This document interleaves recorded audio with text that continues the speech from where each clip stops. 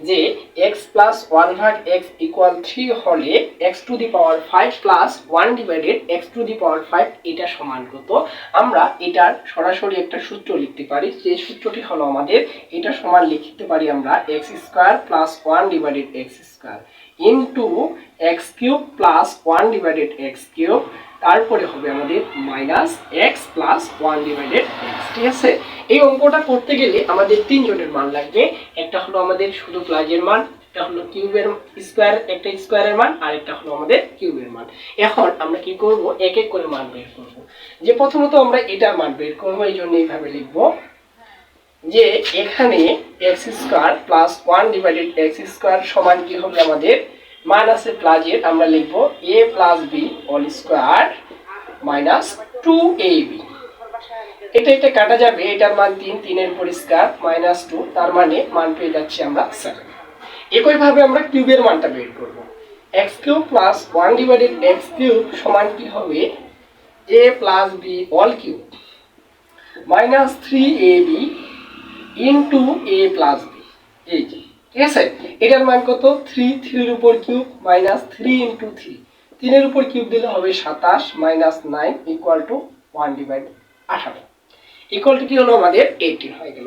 আমরা অলরেডি কিন্তু মান পেয়ে গেছি, এবার আমরা এটা ক্যালকুলেশন করব। তাহলে এটা সমান আমরা লিখতে পারি এটার জায়গায় কত পাইছি আমরা 7 ইনটু এটার জায়গায় কত পাইছি আমরা 18, লিখলাম 18 মাইনাস এটার মান হলো আমাদের 3।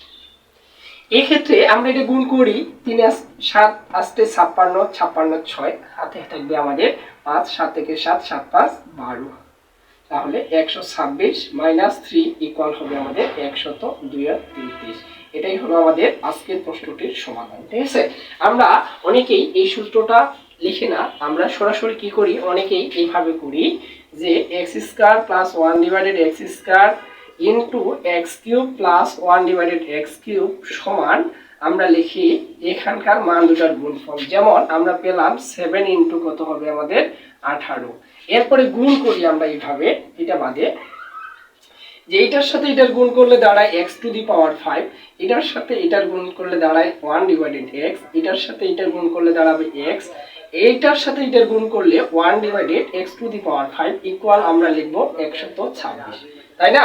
এরপরে আমরা কি করি, এই মানটা আমরা সাজিয়ে নিই, তাহলে x to the power 5 plus 1 divided x to the power 5 plus এটার মান আমরা বের করে পেয়ে গেছি উদ্দীপকে যে এটার মান হলো 3 ইকুয়াল আমরা 126 লিখি। এখন এটার মানটা আমরা জাস্ট এইভাবে বের করি, 126 মাইনাস 3 ইকুয়াল টু 123। ঠিক আছে, আচ্ছা এই নিয়মে বের করলেও হবে, আবার এই যে আমরা সরাসরি সূত্রটা দিচ্ছি, সরাসরি সূত্রটা দিলেও হবে, কারণ এই সূত্রটা আমরা আবিষ্কার করতেছি, তাই এদেরকে বলতে পারি আমরা অনুসিদ্ধান্ত। অনুসিদ্ধান্ত মানে কি, যে সূত্রটা আমি যদি ক্যালকুলেশন করি, এটা যদি গোটা হিসাব করি, তাহলে এটা সমান কিন্তু আমরা এটাই পেয়ে যাচ্ছি।